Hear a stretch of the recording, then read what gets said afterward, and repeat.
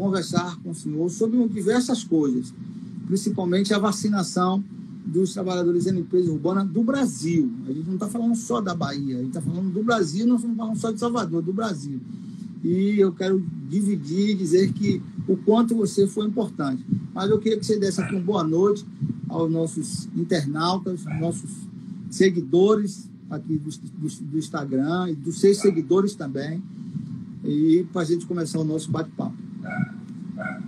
Boa noite, Suíca. Boa noite a todos que estão nos acompanhando nessa atividade. E hoje é um dia realmente... Nós temos que comemorar as vitórias, né?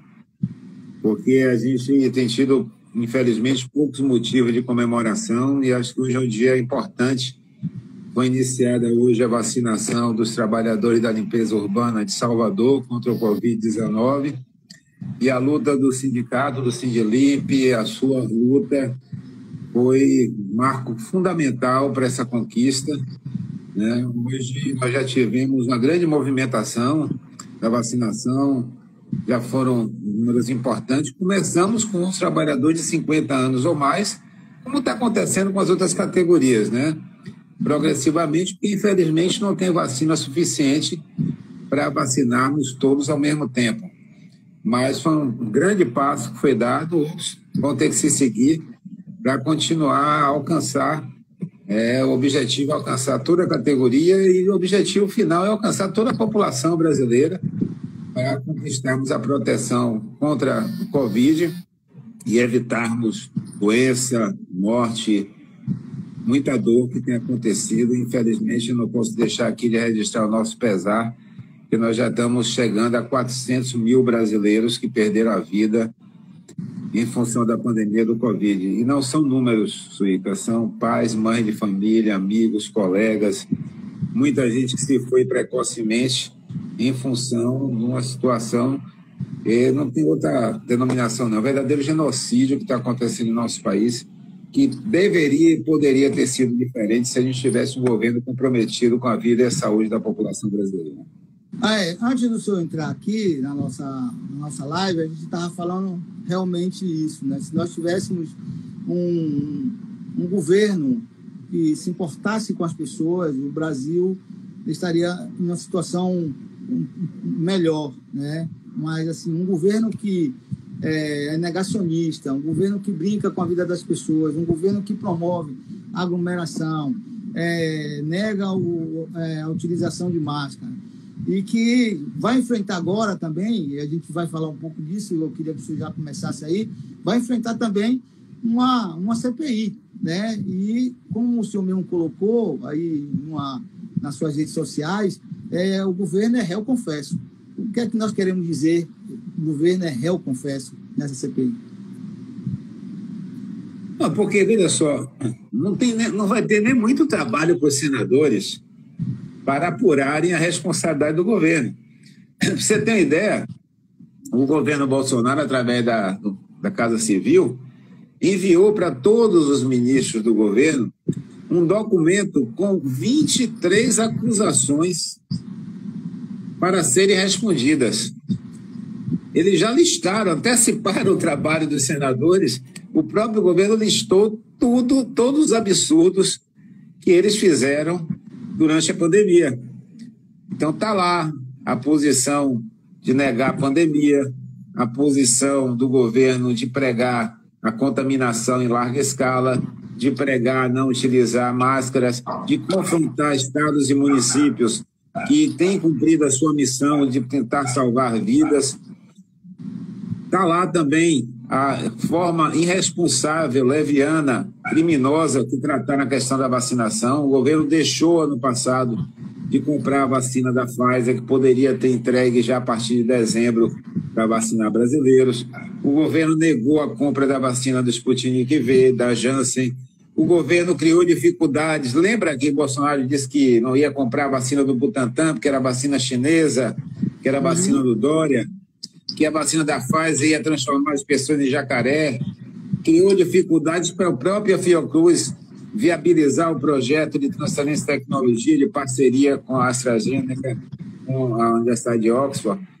Então, é uma infinidade de situações que, por ação ou omissão do governo, fizeram dele o maior aliado do vírus. Infelizmente, essa é a realidade, né? Nós não temos um presidente e um governo federal defendendo a vida e a saúde da população brasileira. Nós temos, ao contrário, um governo que tem a principal responsabilidade no genocídio que já alcança 400 mil brasileiros. O senhor acha que, com essa instalação da CPI, o governo federal pode ter um outro comportamento do ponto de vista da chegada de vacinas para imunizar um maior número de brasileiros, deputado? Olha, a gente não tem ainda observado plenamente essa situação. A pressão muito forte já fez com que o governo, finalmente, com um atraso de mais de 8 meses, firmasse um contrato com a Pfizer. Porque o problema hoje, Suíca, o que é que acontece? É importante que as pessoas entendam. O problema da falta de vacinas em quantidade suficiente não é um problema orçamentário nem financeiro. Não é problema, o governo não está sem dinheiro para comprar. É que essa altura do campeonato não tem vacina disponível, porque todos os governos responsáveis saíram na frente.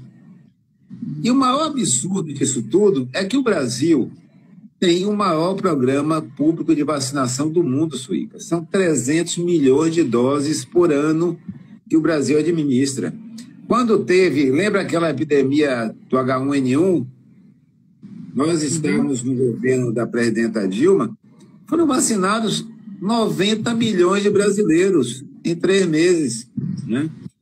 Nós poderíamos ter uma situação muito diferente. O Brasil tem os 2 maiores institutos de pesquisa em saúde e os 2 maiores produtores de vacina da América Latina, que é o Instituto Butantan em São Paulo e a Fiocruz no Rio de Janeiro.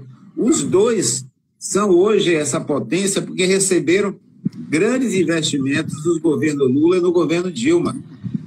A Fiocruz no Rio, Suíca, tem a maior e mais moderna fábrica de medicamentos biológicos da América Latina. Nós temos hoje o maior programa por vacinação do mundo porque os investimentos feitos no governo Lula e Dilma permitiram transferência de tecnologia, investimento em capacidade produtiva. A vacina da gripe é produzida aqui. A vacina que os jovens estão tomando contra o HPV, contra o câncer de colo de útero, é produzida aqui. Quase totalidade hoje das vacinas utilizadas pelas crianças no esquema vacinal são produzidas no Brasil. Infelizmente, né, apesar de todo esse acúmulo que nós temos, apesar de termos um programa público de vacinação maior do planeta, nós estamos tomando bola nas costas. Os Estados Unidos, que não tem sistema público de saúde, os Estados Unidos nunca vê a vacinação pública, Suíca. Está vacinando toda a população gratuitamente. E o Brasil, que tem o maior programa público de vacinação do mundo, que tem um programa nacional de imunização que começou em 1975, perdendo espaço, perdendo vidas, pela atitude, diria, criminosa com que o governo federal tem tratado essa questão.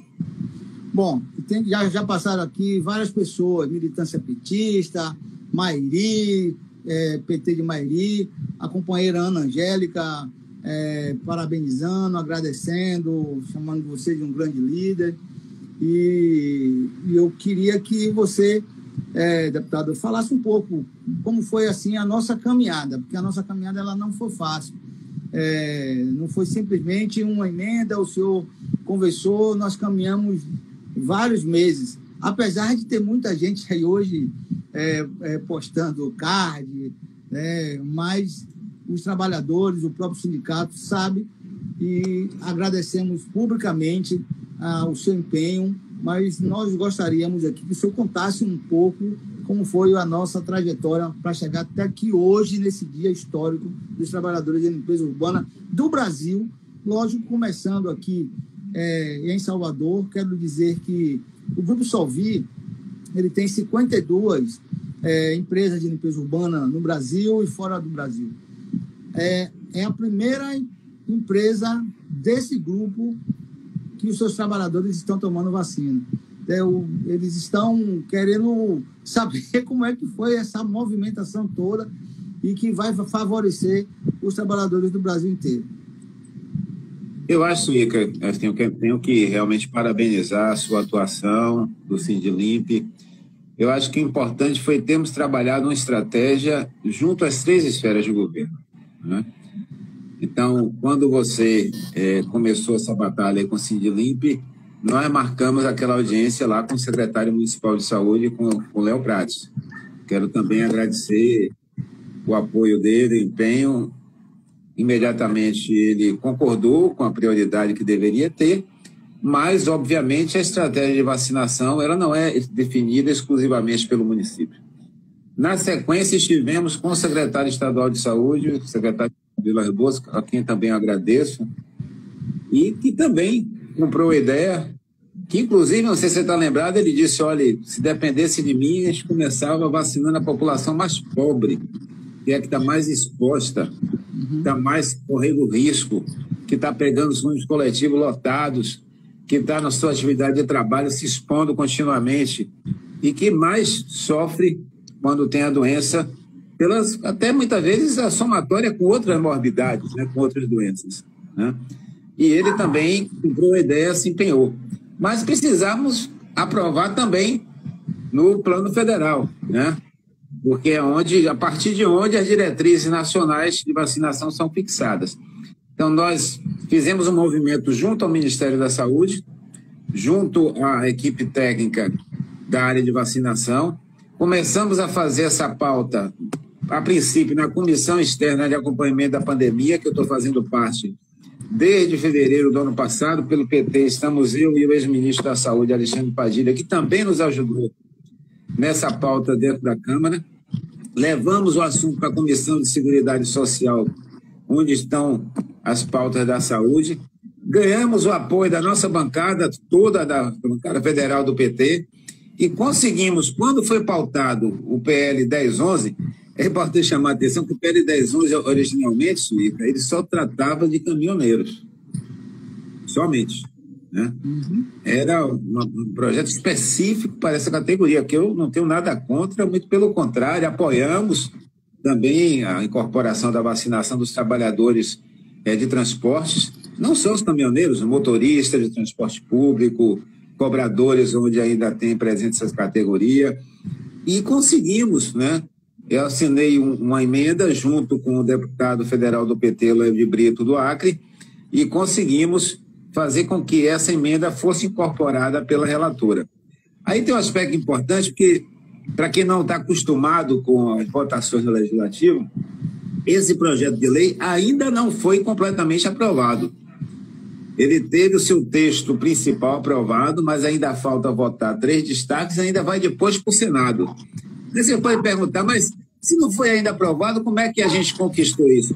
Conquistou porque o fato de ter entrado no PL aprovado na Câmara tensionou também o Ministério da Saúde para que o Ministério incorporasse nas prioridades. Então, foi publicado essa semana a nova versão do Plano Nacional de Operacionalização da Vacinação, já acrescentando os trabalhadores de limpeza urbana. Eu mandei até para você aí, né, o texto novo do documento oficial do Ministério da Saúde, a planilha onde está lá incorporada os trabalhadores de limpeza urbana, e como a gente já tinha, né, a posição favorável do município e do Estado, assim que o Ministério deu ok, foi levada para a chamada comissão bipartite, aí faço um novo agradecimento, porque foi muita gente que ajudou nessa luta, a secretária de Saúde de Madre de Deus, Estela, que é a presidente do Conselho Estadual de Secretários Municipais de Saúde, que também já tinha sido sensibilizada nesse processo, e imediatamente a comissão bipartite aprovou,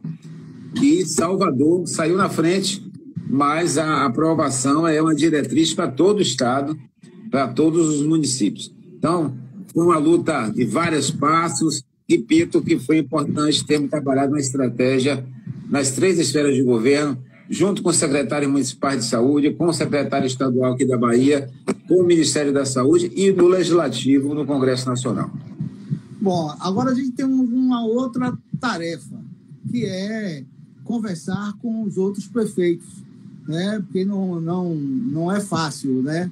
A gente precisa conversar com os prefeitos, com as prefeitas, com os secretários de saúde dos outros municípios, E a gente, logicamente, não termina aqui. Já está definido que a vacina, os trabalhadores de limpeza urbana, rodoviários, policiais têm direito, o Estado já está fazendo isso. E aí cabe agora à direção do sindicato, com sua ajuda, a gente encaminhar junto aos prefeitos e prefeitas para que comecem também, principalmente aqui na região metropolitana, comecem a fazer esse trabalho. Então, assim, aqui em público, eu queria pedir assim, seu apoio. Você é um deputado muito respeitado, muito atencioso, né? E para que a gente conversasse aí com prefeitos, todos eles, que a gente possa, para colocar na cabeça que é preciso começar isso urgentemente. Foi muito importante Salvador ter saído na frente, até porque é o maior contingente, né, de trabalhadores desse setor, né, na nossa capital. E agora, Suíca, eu quero propor que a gente dê sequência a essa estratégia. Nós temos que voltar a conversar com o Conselho de Secretários Municipais de Saúde, vamos marcar uma outra reunião com a Estela, né? Eu gostaria também de fazer uma agenda junto com você, com o sindicato, com o Sindilimp, com o presidente da União de Prefeitura da Bahia, que é o prefeito de Jequié, o deputado estadual Zé Cocá, que foi eleito prefeito ano passado. Ele é o presidente da União dos Prefeitos. É importante a gente fazer esse diálogo com ele. E vamos também, né, buscar contactar principalmente os maiores municípios, onde concentra o maior número de trabalhadores. E fazer o efeito dominó, né? E cada um começa a cobrar. É importante que o sindicato acione todos os municípios que comecem a fazer na base também o diálogo com os secretários municipais de saúde, com os prefeitos, prefeitas, para que isso vá alcançando, né, progressivamente a maior parte dos municípios, a maior parte dos trabalhadores. A gente tem, logicamente, o maior contingente, a capital, 5 mil trabalhadores, mas, assim, se você considerar, em média, você vai encontrar hoje a maioria dos municípios não fazem concurso para trabalhadores de limpeza urbana, acaba contratando empresas, aí você tem uma média aí de uns 150 trabalhadores em alguns municípios, isso por média, em 417 municípios, são um contingente muito grande, né? É muito grande e a gente precisa fazer esse trabalho. Como é uma questão de saúde, desde quando você estava no Ministério da Saúde, na criação do SAMU, não existia essa questão de bandeira partidária. Lógico que você, enquanto deputado, nós somos petistas, mas não se trata. A questão da saúde do povo dá para dialogar com todo mundo. Não tenha dúvida, e vamos ter que continuar esse diálogo com todos os prefeitos, prefeitas, secretárias de saúde. E a gente queria sugerir também a possibilidade de fazer uma plenária do sindicato virtual com representantes na maior parte dos municípios, para a gente ajudar na mobilização da turma, né, junto a cada município. Esse é muito importante. Olha, tem uma categoria que você conhece muito bem, que é a única que eu conheço que já teve 3 emendas constitucionais aprovadas, que são os agentes de saúde, os agentes comunitários de endemia. Eles conquistaram isso, não foi benéfico, foi com muita luta, com muita mobilização. E eles sempre fizeram, né, uma estratégia combinada de pressionar o Congresso, de um lado, mas, na base, fazer, né, o diálogo direto com os representantes, os parlamentares que têm voto no município, com os prefeitos, com os secretários. Então, acho que é muito importante a gente mobilizar toda a turma no estado inteiro, que a gente puder. Vamos fazendo nossas conversas com você, com o Sindilimp, com a UPB, União de Prefeitos, com o Conselho de Secretários Municipais. Mas vamos também, a minha sugestão é que a gente possa também fazer uma grande plenária virtual, convidando, né, os companheiros aí dos municípios para fazer esse diálogo e entrarem na luta junto aí. A coordenadora Ana Angélica está aqui, está dizendo que já está organizando essa plenária com a sua presença, vai ver quando você tem uma agenda, para que a gente possa fazer de forma virtual essa conversa com os dirigentes do sindicato, apesar do Sindilimp estar no estado da Bahia, a gente tem as subsedes, né, ou os sindicatos que ainda não têm cargo, mas a gente está aqui na caminhada junto. Então, ela já vai tentar organizar isso e está à sua disposição, eu também estou à sua disposição para conversar com o presidente da UPB e caminhar aí com você, Sola, nesse município, bater papo com os prefeitos. Eu acho que os prefeitos e as prefeitas não vão criar nenhum tipo de problema. O problema agora só é a questão das vacinas, né?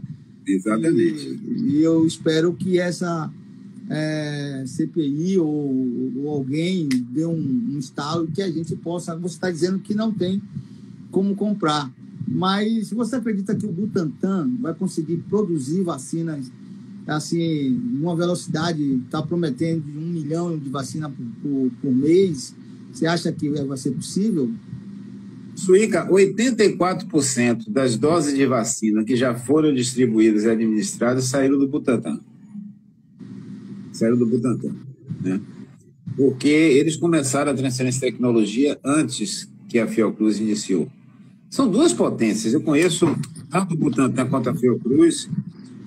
Na época que eu fui secretário de Atenção à Saúde no Ministério, eles deu uma atenção especial. E agora, como deputado, depois do golpe, logo depois do golpe que tirou a presidenta Dilma, a turma, os golpistas lá, especialmente mais ligados a Temer, foram para cima da Fiocruz para tentar destruir o projeto da Fiocruz. Fizeram de tudo para parar as transferências tecnológicas, parar os investimentos, e a gente conseguiu, na Câmara, frear essa cena destrutiva, felizmente, porque hoje nós temos duas instituições que estão sendo para nós fundamentais, né? O Butantan já anunciou, inclusive, que vai poder ampliar a produção. Espero que a Fiocruz também possa entrar. Agora, você sabe qual é a maior angústia que eu tenho, Suíca? Nós vamos chegar à vacinação, mas demora muito. E quanto mais demora, mais pessoas são contaminadas e mais pessoas podem perder a vida. E eu quero aproveitar a sua grande audiência aqui para lembrar: o fato de estar vacinado não dispensa os cuidados que precisam ser tomados. Ninguém vai se achar super-homem nem Mulher Maravilha porque tomou a vacina e vai achar que já está. Não, não é assim. Primeiro, vai ficar bem claro, primeiro, a proteção precisa das 2 doses. São recomendadas 2 doses porque uma segunda dose ela potencializa a defesa do organismo, tá? Segunda questão é que, mesmo com a segunda dose, não é 100% eficaz. Não são, nenhuma das vacinas protege em 100% dos casos. Não é assim. A proteção é elevada, mas ela não é total. E é bom lembrar sempre que o vírus, o coronavírus, ele não sobrevive no meio ambiente. Você não está aqui numa praça e um vento traz o vírus para você, não. Ele sobrevive no organismo da pessoa, dentro do organismo humano. Se reproduz no organismo humano e passa de uma pessoa para outra pelo contato, pela proximidade. Você está conversando com alguém sem máscara, você está ali eliminando os vírus e aumentando a transmissão. Se você pega com as mãos numa superfície onde a pessoa que tossiu na mão, pegou lá, você vai poder se contaminar. Então, por favor, gente, vamos vacinar, mas vamos continuar usando máscara com muito cuidado. Vamos continuar tendo cuidado com a higiene das mãos. Uso sempre que puder lavar as mãos, sempre que puder usar álcool gel. Muito cuidado para diminuir o risco de exposição. E é bom lembrar que quanto maior a exposição, maior é a possibilidade da pessoa se contaminar. Então, nós já tivemos vários relatos, inclusive, de pessoas que já tinham tomado as 2 doses e vieram a se contaminar. Então, é importante, né, deixar essa orientação para que aqueles vacinados não se sintam completamente protegidos. Não pode ser não, gente. Não pode ser não. Vai ajudar bastante. Olha, a importância da vacinação é tão grande que o Brasil era o país que tinha o maior número de profissionais de saúde acometidos. E a curva está caindo. O número de idosos internados pelo Covid e morrendo pelo Covid está desabando, está caindo. Por quê? Porque os idosos, né, em grande parte, na quase totalidade, em grande proporção, foram vacinados. E os profissionais da saúde. Isso fez com que, inclusive, né, outros grupos passassem também a ser mais expostos, né? Especialmente os adultos que estão na linha de frente, que estão trabalhando. Então, é importante a gente avançar na vacinação, mas é importante também manter todo o cuidado possível, toda a proteção, né? Quando chegar em casa, tirar logo a roupa que vem da rua, tomar um banho, tudo isso ajuda e evita a gente até contaminar os nossos familiares, né? Tem uma pessoa perguntando aqui, João Campos, ele fala o seguinte: deputado, como anda o PL 2564/2020? Que PL? Você sabe dizer que PL é esse? Rapaz, para eu gravar esses números todos, por favor, João, me diga qual é o assunto, porque pelo número aí não dá para eu saber aqui agora, não. Aí o senhor está falando aqui da vacinação e Fábio Ferreira está dizendo que hoje nós perdemos uma grande liderança comunitária em Pirajá, que morreu de Covid. A gente tem várias pessoas que estão contaminadas, estão em hospitais, precisando de oxigênio. O governo do estado tem feito um trabalho muito bom nesse combate. Nós não estamos pior ainda, não estamos pior, porque o governo do estado fez esse investimento, mas ainda é muito pouco, porque o governo do estado, as prefeituras não podem fazer sozinhos. Então, o governo federal é que emite notas, emite grana, então precisa ajudar e ajudar muito mais. Eu não podia deixar de falar com um deputado aqui e não falar de política, né? E queria... Estou a caráter, essa é a segunda live que nós fazemos, eu e ele. E quero que o senhor comentasse sobre os processos que foram anulados no nosso presidente Luiz Inácio Lula da Silva. Suíca, quem acompanhou esse processo desde o início está lembrado. Inclusive, eu, diversas vezes, eu participei como deputado da CPI da Petrobras. Desde o primeiro ano, estou no sétimo ano já como deputado, né? E desde o primeiro ano que eu fiz questão de participar de duas comissões permanentes o tempo todo. A Comissão de Seguridade Social e Família, que é onde trata dos assuntos de saúde, assistência social, previdência, e até pela nossa trajetória na gestão pública sempre foram temas que nos debruçamos, né? E a Comissão de Fiscalização Financeira e Controle. E na Comissão de Fiscalização Financeira, nós tivemos a oportunidade, assim como na CPI da Petrobras, na CPI do BNDES, de denunciar seguidamente a destruição que estava em curso em nosso país com esses processos fraudulentos da chamada Lava Jato, que, na verdade, Suíca, nunca foi para combater corrupção alguma. Nunca foi. Tá claro aí agora. Os caras que ganharam fortuna roubando a Petrobras estão soltos. Devolveram a parte do roubo e ficaram com o restante. Os caras trabalharam o tempo todo, de um lado, para sabotar o governo da presidenta Dilma e para ajudar a viabilizar o golpe de Estado de 2016. Para isso acontecer, inclusive, eles sabotaram as principais empresas desse país. Suíca, eu gosto sempre de contar uma historinha para as pessoas entenderem o tamanho do absurdo que aconteceu no Brasil, né? Eles trabalharam para tirar a presidenta Dilma e, na sequência, trabalharam para prender o presidente Lula e tirar Lula da eleição de 2018, que terminou, graças a eles, levando esse insano à presidência da República, né?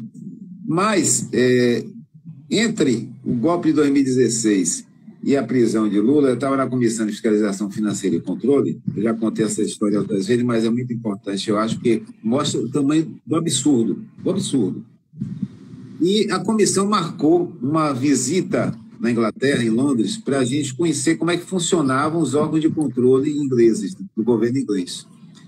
E nós fomos lá, a comissão, visitar o chamado NAO, National Audit Office, que é como se fosse o nosso Tribunal de Contas da União, né? Corresponde ao órgão de controle. E chegando lá, na reunião com o principal dirigente do NAO, ele nos recebeu e disse assim, antes de vocês perguntarem qualquer coisa, me permitam fazer uma perguntinha só. Eu queria saber como é que vocês, brasileiros, permitiram que, sob o lema de combater a corrupção, destruísse a indústria naval nacional, destruísse a indústria de construção civil pesada do país, destruísse grande parte das riquezas e das indústrias da sua nação. Aí ele contou, nós estamos há 5 anos dentro da Rolls-Royce. Rolls-Royce é a principal automotiva inglesa, a principal fábrica de carros. E ele disse, já prendemos diretor, já afastamos diretor, mas não demitiu um trabalhador, não perdeu um contrato, não parou uma linha de produção. Se a gente tivesse sido responsável por fechar uma fábrica que fosse da Rolls-Royce, ou uma linha de produção parasse uma semana, ou um trabalhador fosse demitido, perdesse emprego, a gente era responsabilizado. Porque se combate a corrupção atacando os corruptos e corruptores, não destruindo postos de trabalho, não destruindo a indústria nacional. E foi isso que fizeram. Quantas pessoas você e todos nós conhecemos que trabalhavam na Odebrecht, que trabalhavam na OAS, que trabalharam na Petrobras, estaleiro aqui de Maragogipe? Primeira vez, rapaz, eu saí de lá deprimido, Suíca. Saí deprimido. Uma das maiores e mais modernas indústrias navais. Está lá o maior guindaste da América Latina. Tudo virando sucata.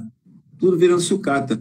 Porque para tirar o PT do governo e para impedir a volta de Lula, eles destruíram as grandes empresas nesse país. Empresas que estavam construindo aeroporto em Miami, empresa que estava na África fazendo represa, fazendo estrada, que tinha obra no Peru, que tinha obra na Argentina, que tinha obra em um monte de lugar. Eram brasileiros trabalhando em todo o mundo com essas empresas. A indústria naval, estaleiro aqui em Maragogipe, estaleiro no Rio de Janeiro, estaleiro no Rio Grande do Sul, destruíram tudo. Com um processo fraudado, um processo criminoso. O processo de Lula nunca poderia ter ido para Curitiba. A origem do processo era em São Paulo. Era uma denúncia do Ministério Público em São Paulo. Eles fraudaram o juiz da causa, levaram para Curitiba para que Sérgio Moro, Dallagnol, aquela turma toda, né, fizesse um processo fraudado e cumprisse a missão.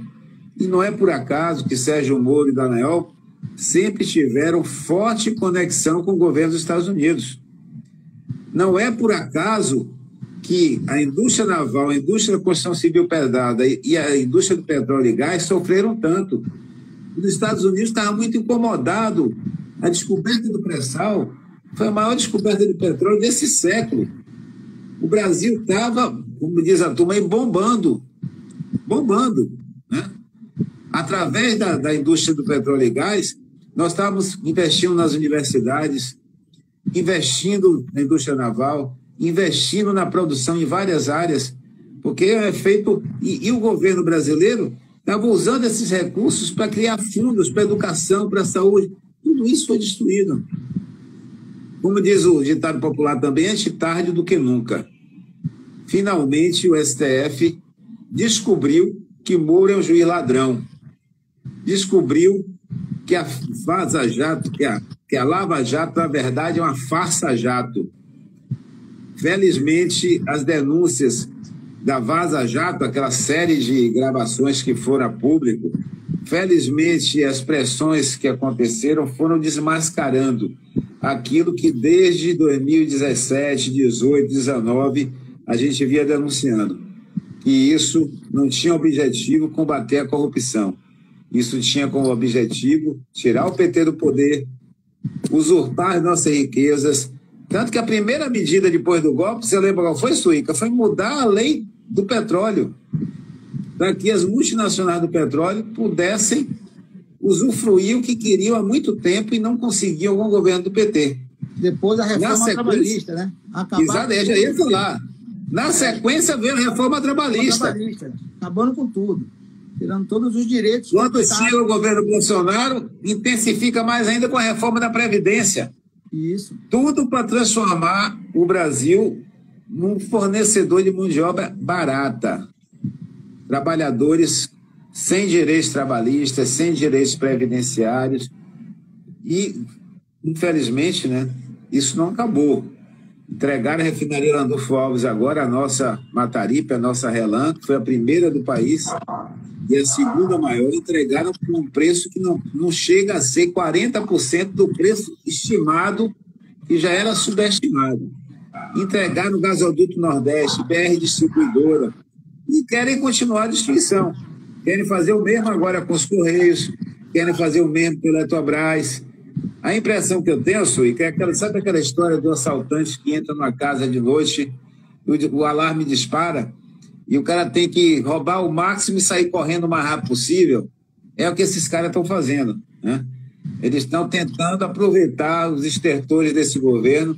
Tanto que outro dia me perguntaram assim, será que não vai aprovar o impeachment? Será que o Centrão, a maioria dos deputados conservadores de direita não vão tirar Bolsonaro? Eu acho que não, porque para ele não quer tirar Bolsonaro, ele quer Bolsonaro ajoelhado no milho.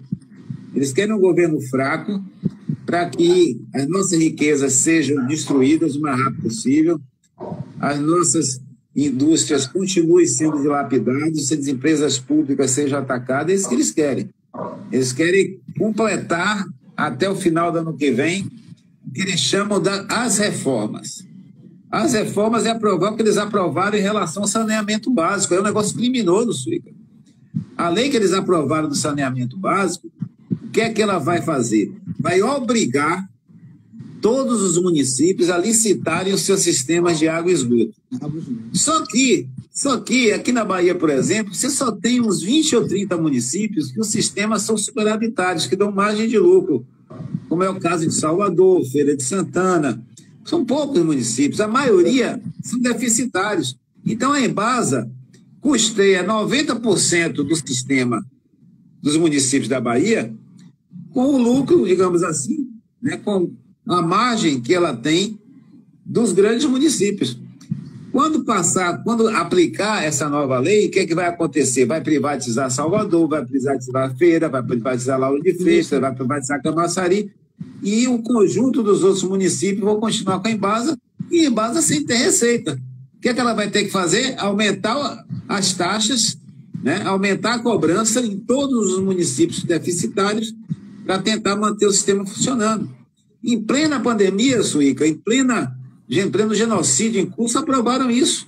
Aprovaram também uma nova lei do gás para favorecer as empresas que comparam o gasoduto, as empresas privadas que querem. Então, uma dúzia de bilionários no país aproveitando a destruição em curso. Lembra aquela reunião de 22 de abril do ano passado do Sindicato do Crime, que eles chamam de reunião ministerial, onde o ministro da Destruição do Meio Ambiente disse: vamos aproveitar a pandemia, vamos aproveitar que estão olhando para o lado para passar a boiada.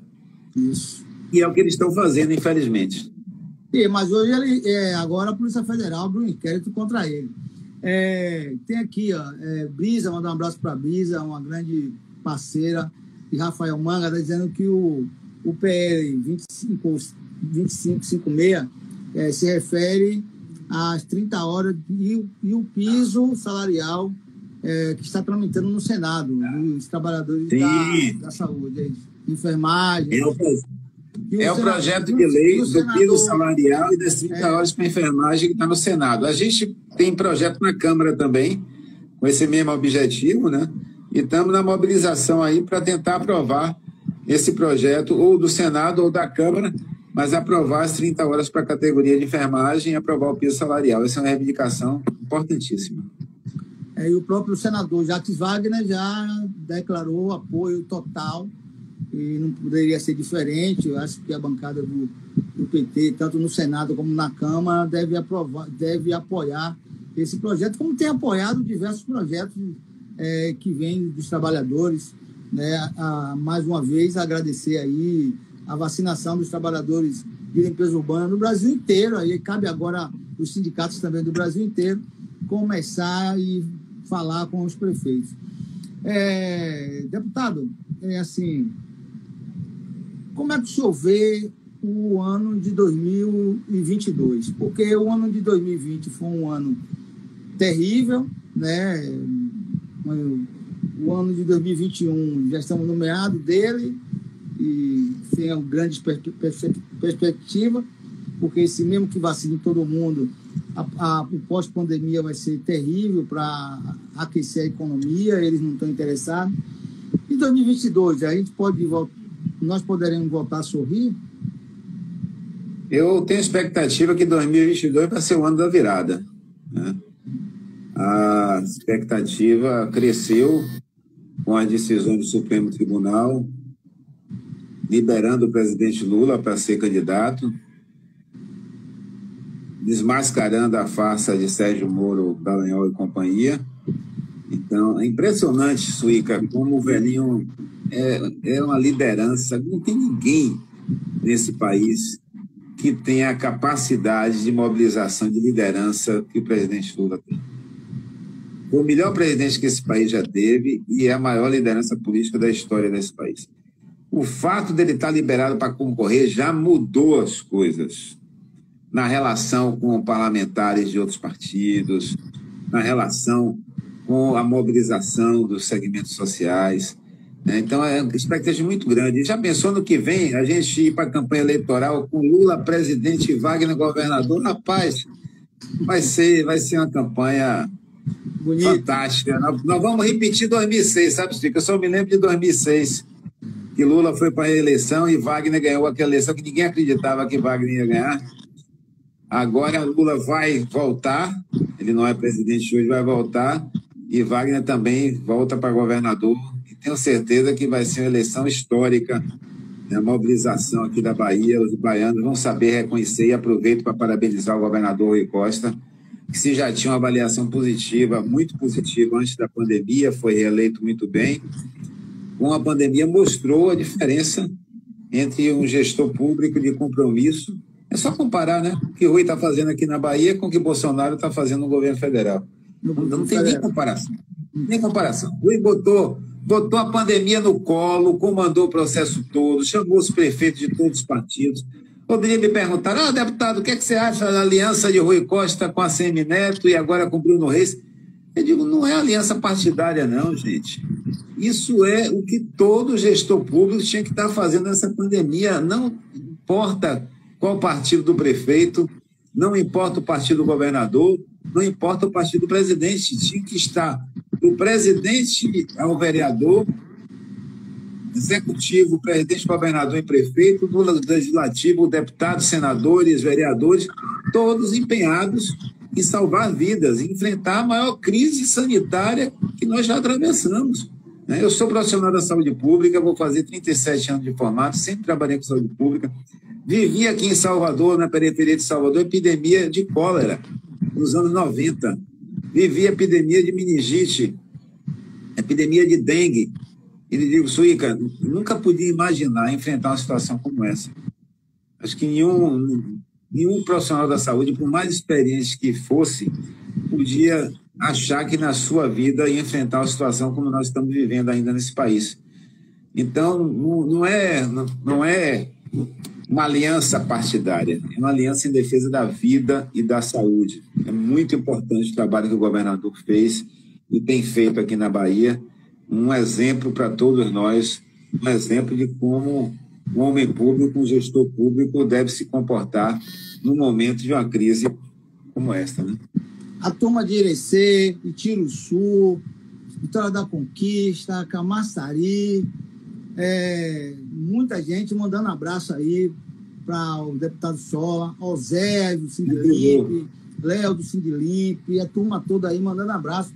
Parece que o senhor foi o deputado mais votado e chegou aos 417 municípios, deputado? Eu tive uma grande honra de ter sido votado nos 417 municípios nas duas eleições. Na primeira eleição, fomos o mais votados. Na verdade, na primeira eleição fomos votados em todos os municípios e fomos o segundo deputado mais votado do PT. O primeiro foi Caetano, que tinha sido prefeito de Camaçari, né? E na segunda eleição nós repetimos a votação em todos os municípios e fomos o deputado federal mais votado do Partido dos Trabalhadores na Bahia. E agradeço enormemente os apoios, a confiança. Isso é muito importante, né? E o reconhecimento do trabalho e a capacidade de a gente continuar nessa luta. E 2022 eu vou de novo, Suíca. votar para mais um mandato. E dessa vez, outro dia me perguntaram, você vai para a eleição para mais um mandato, o que é que você espera do terceiro mandato? Eu digo, eu espero ser deputado da situação. Porque eu fui eleito para ajudar a presidenta Dilma. Quando entrei lá, já tinha uma turma só puxando o tapete, só sabotando. Passamos o primeiro ano todo com o pé na porta, tentando evitar o golpe.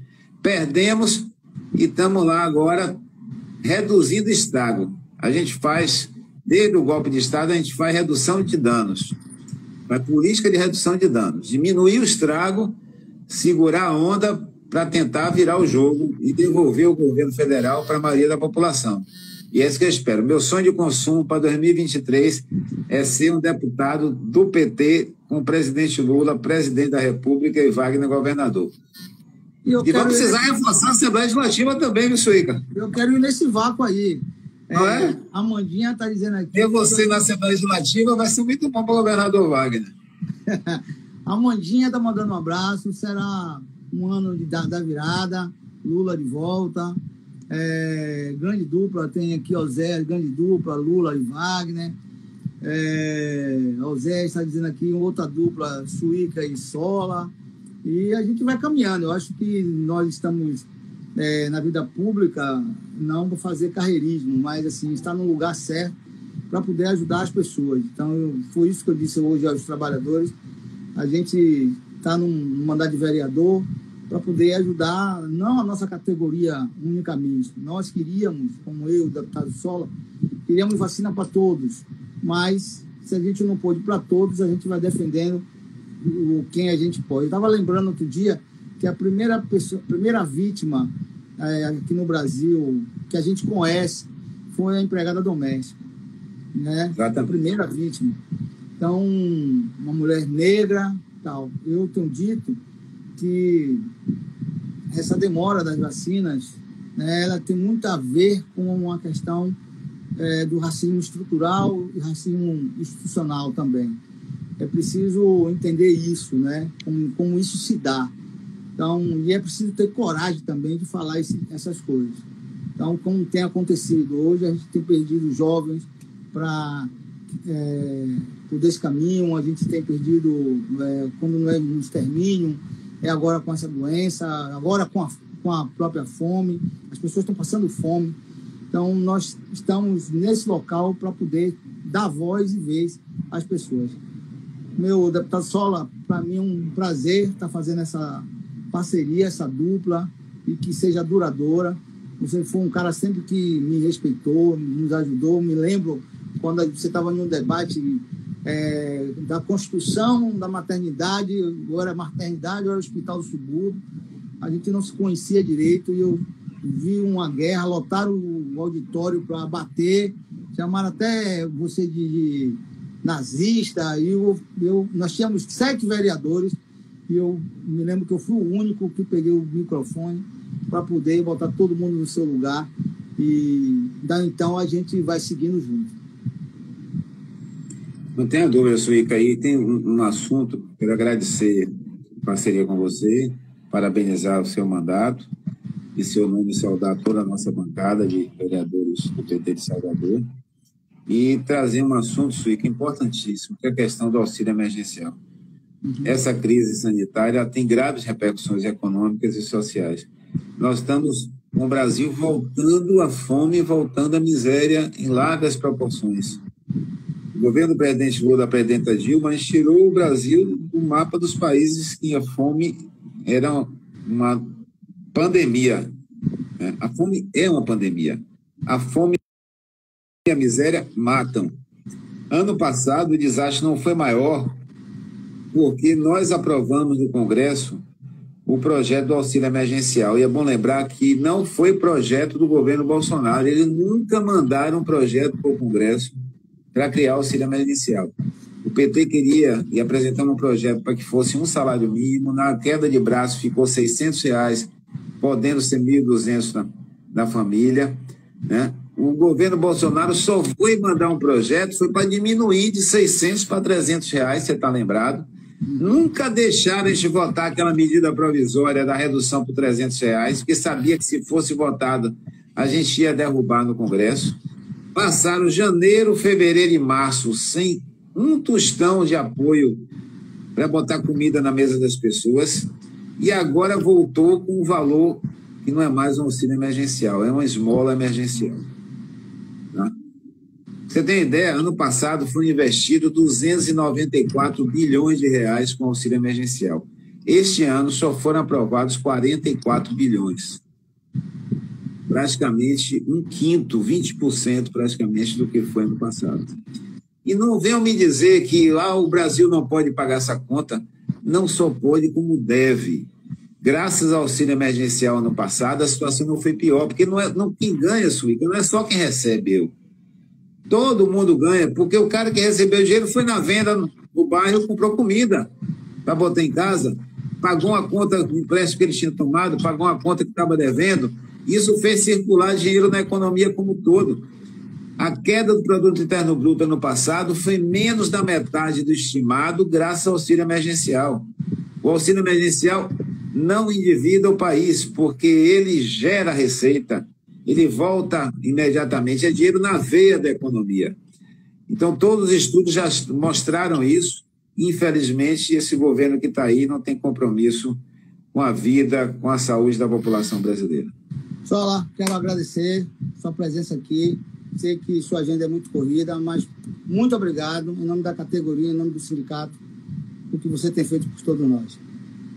Muito obrigado, eu que agradeço. E agora eu vou participar de uma outra atividade, que é uma live sobre um outro projeto de lei, que é das assistentes sociais, de outra categoria importantíssima, né? Também merece o nosso apoio. Vamos dar uma palhinha lá. E estamos com a sessão da Câmara também em curso. Então temos que dividir esses tempos de atividade virtual. Facilita que a gente possa participar de várias coisas, né? Mas termina, né, a gente tendo que se dividir.